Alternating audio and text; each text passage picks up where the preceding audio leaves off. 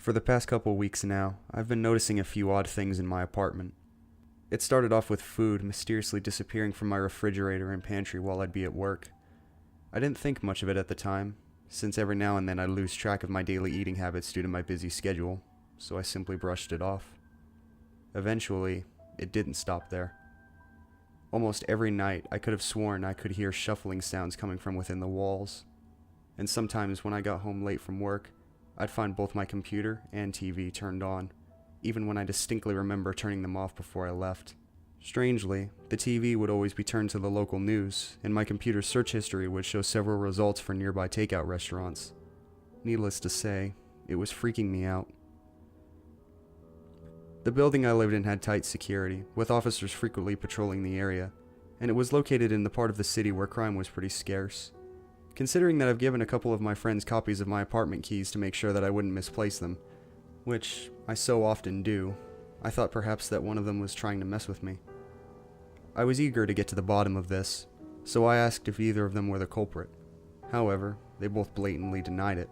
This, of course, put me on edge, so I asked my landlord to check the security footage on my floor for any suspicious activity. He immediately began searching through 2 weeks of recorded footage, looking for any unfamiliar faces entering my apartment. He finished his investigation the following week, and said that he'd found nothing out of the ordinary. "There's nothing to worry about," he assured me. "It's probably all in your head, man." At the time, I was considering the possibility that maybe he was right. Being a domestic abuse lawyer, I've had to deal with a lot of stressful cases and work overwhelmingly long hours. Perhaps the numerous caffeine-fueled nights and constant headaches were starting to get to me. On one particular snowy day, I was coming down with a nasty cold and had to call in sick for the next few days. Despite having to reluctantly waste some of my days off on such a gloomy occasion, I was still glad to be temporarily free from my hectic obligations. It was around 7:30 p.m. and I was getting really tired. I had finally made it near my apartment on the 6th floor. I had just got back from picking up some remedies at Walmart and was anticipating a long night of peace and relaxation. Just as I stood in the front door, I immediately heard a faint shuffling in the distance. My eyes scanned the hallway for any signs of life. Nothing. Suddenly, I could hear footsteps quickly creaking on a wooden surface. After listening in closely, I made a chilling realization of where the footsteps were coming from. Inside my apartment. This couldn't have been one of my friends, as I had recently changed the lock on my door due to all the strange things that had been happening. A sudden chill went up my spine, because I knew right then and there that an intruder had somehow broken in. At that moment, I felt really uneasy.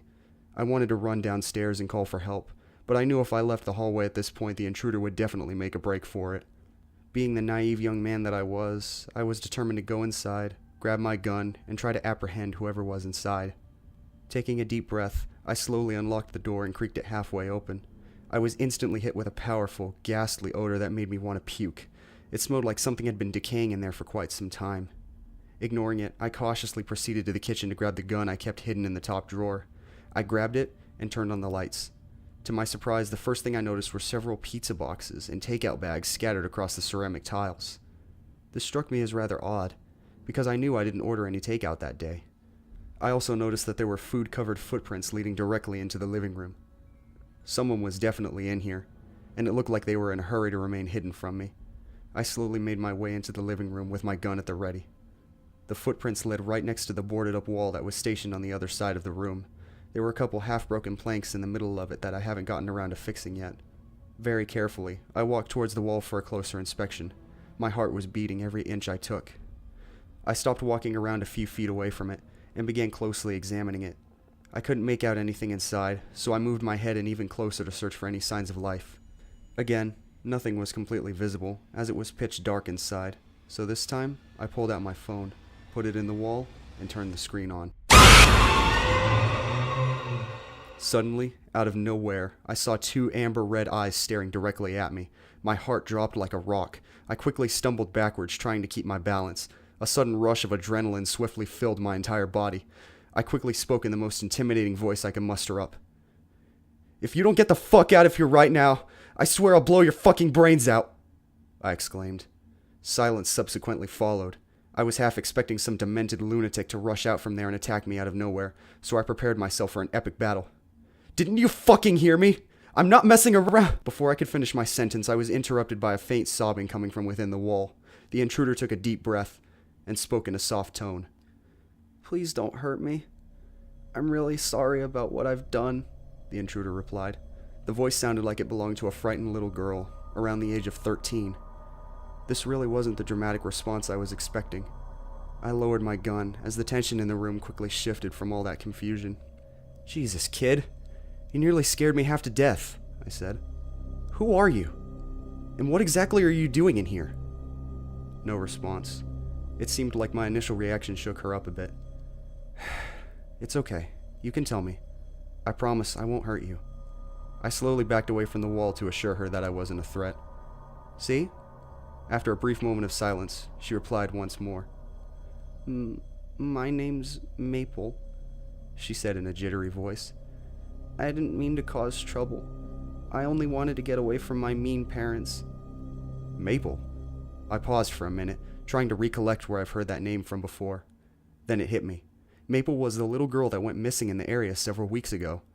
The media reported that she allegedly ran away from her home after her parents physically abused her last Christmas. She must have slipped in my apartment when I forgot to lock the door that day. At that moment, I felt genuinely sympathetic, mostly because I've dealt with quite a few runaways in my line of work. Poor thing must have been scared to death. I guess when I ran out of food, she decided to break into my neighbor's apartment and help herself to their leftovers. She probably dropped all of it on the floor and made a break for it when she heard me come up to the door. I remember at this point there was a police car parked right outside my building. I figured that I should try and comfort her before calling the cops over. It's okay, sweetie. Everything's gonna be alright, I assured her. Just, please, come out of there so I can make sure you're okay. She suddenly stopped sobbing and became quiet. Dead silence filled the room as I anxiously waited a response. She was almost starting to freak me out. After about a minute passed, she finally said something. Okay, but could you please put the gun on the floor and come closer? I need help getting out. Her voice sounded slightly deeper this time. The sudden shift in tension kind of threw me off at first. I wanted to comply with her demands, but I had this strange, eerie feeling deep inside that something was off. At the time, I couldn't make out what it was, though. Giving in to my paranoia, I thought it would be best if I just left her there while I went to get help. Actually? Just wait here, Maple. I'll be back soon with the— Wait! Don't go! She interrupted in a surprisingly loud and desperate plea. The sudden outburst made my whole body flinch. You can't leave me here! My ankle, it hurts really badly. I think I twisted it when I slipped on the floor. I don't think I can get out on my own. You have to get me out of here right now. This place is really creeping me out. I hesitated for a moment. Believe me, I wanted nothing more than to help her out. But there was something about her tone that made me feel like she wasn't completely telling the truth. My intuition's usually pretty good at judging whether or not someone was lying, so I was inclined to follow my gut feeling. I'll only be a couple of minutes. Hang in there, kiddo. I promise I won't be long. I quickly ran out of my apartment before she could say another word. After a brief elevator ride down, I sped across the hall, out the spinning doors, and into the freezing weather. To my relief, I found a slightly chubby officer talking to his slim partner right across the street from me. I ran towards them, eager to tell them everything that went down. Before I could make it halfway there, however, I froze. My heart sank as I remembered something that will forever send a chill down my spine. I couldn't believe I didn't realize this until now. That couldn't have been the same missing girl, because last night she was found murdered a couple blocks away. Her lifeless body was discovered stuffed inside the wall of a vacant apartment. It was all over the news this morning. Struck in awe, I was left nervously wondering who the hell was hiding in my walls this entire time. I wasted no time as I rushed to the police and frantically told them everything like a nervous wreck. At first they thought it all sounded a bit sketchy, but after I persisted for a few minutes, they were finally persuaded to follow me and take a look. Without catching my breath, I ran back to my apartment with the officers following closely behind. When we made it to my living room, I showed them where the intruder was hiding. The chubby officer told me to step back, as they both drew out their guns and pointed them at the wall. "This is the police! I want you to get out of there right this instant and put your hands on the ground!" The officer's demands were met with silence. "You have 5 seconds to comply, or else I'm dragging you out!" Still nothing. The slim officer nodded, cueing his partner to go in. His partner pulled out a flashlight and slowly walked towards the wall with his gun still drawn out. I anxiously watched as he made his way to the wall and put his head inside. He began thoroughly searching both sides. "Did you find anything?" the slim officer asked. "Nope, it's all clear," he replied. "But I can tell someone's been hiding in—" Before he could finish his sentence, he paused. He put his head in deeper for a closer inspection. "Hold up! I think I got something!" Judging by the surprise in his voice, I had a feeling he was about to discover something really disturbing. I could feel it in my bones. "What is it?" his partner called out.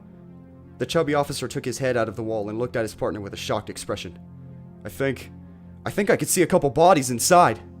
Those words made my entire world turn upside down. I almost couldn't believe what I was hearing. "Are you sure about that?" the slim officer asked. Yeah, I'm sure of it," he exclaimed.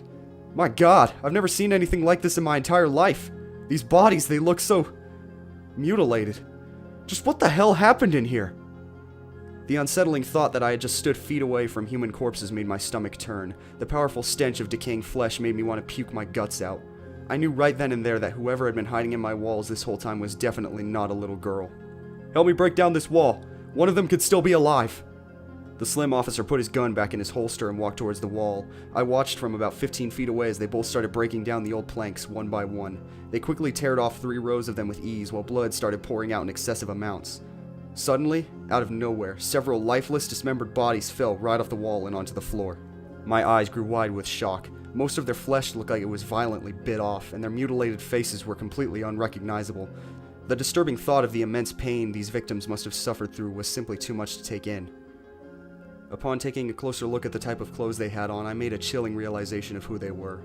They were all food delivery workers from several nearby restaurants. I could barely make out the restaurant logos on their violently shredded and blood-soaked shirts. I wanted to look away from the gruesome sight, but there was something above the bodies that had caught my eye. It looked like there was something written in blood on the inside of the wall. At first I couldn't make out what it said through the darkness of the room, so I slowly walked closer to read it more clearly. My entire body was shook to its very core the instant I realized what it said. "You're lucky you didn't do what I asked."